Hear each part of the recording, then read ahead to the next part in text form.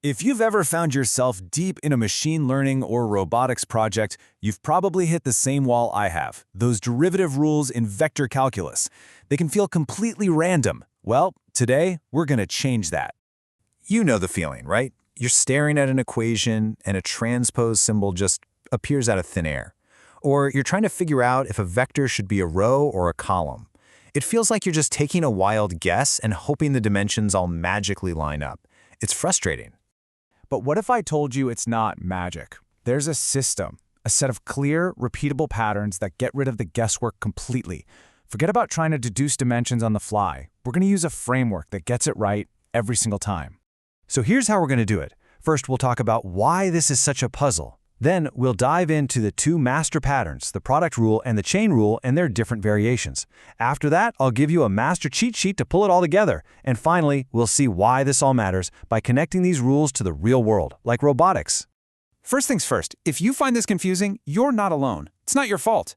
See, in single variable calculus, order doesn't always matter. But here, a vector's orientation, whether it's a row or a column, can make or break your entire calculation.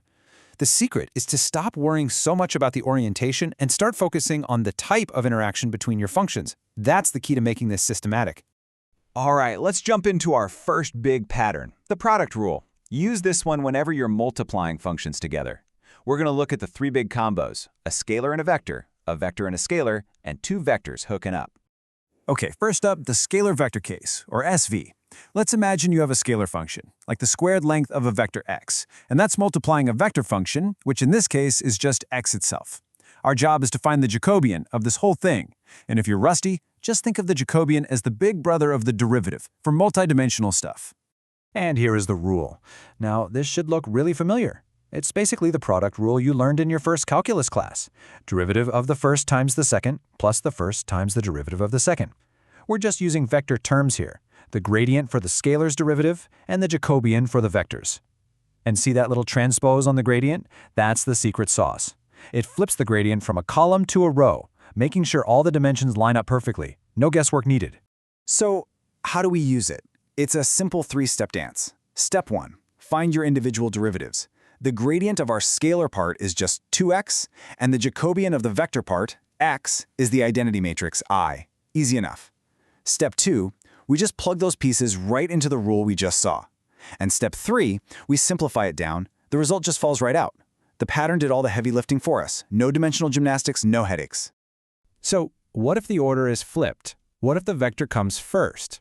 This is our vector scalar case, or VS. And here's the best part. You don't need a new rule. Think about it. Scalar multiplication is commutative.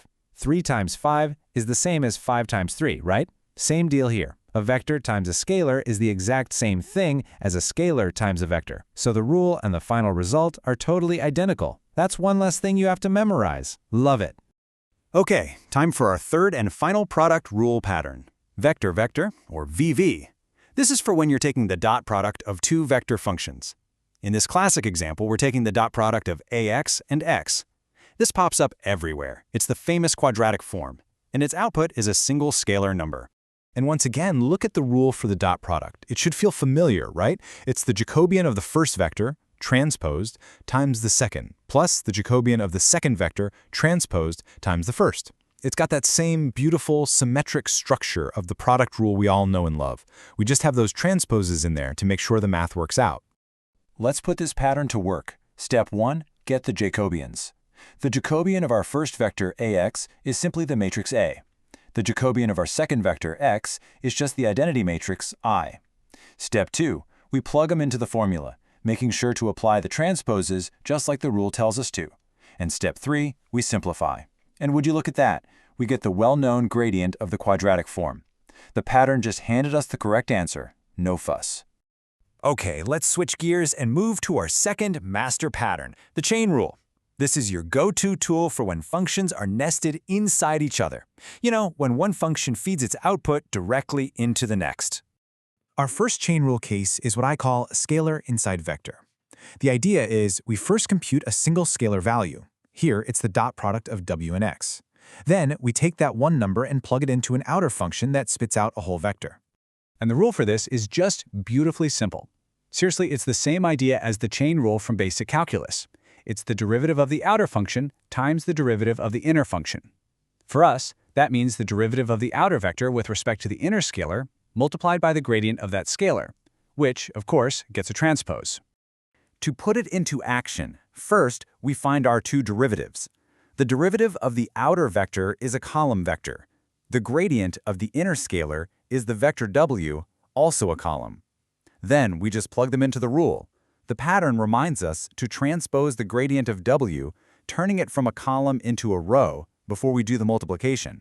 And this is exactly why these patterns are so powerful. When you multiply a 2x1 column vector by a 1x(n) row vector, you automatically get the correct 2x(n) Jacobian matrix.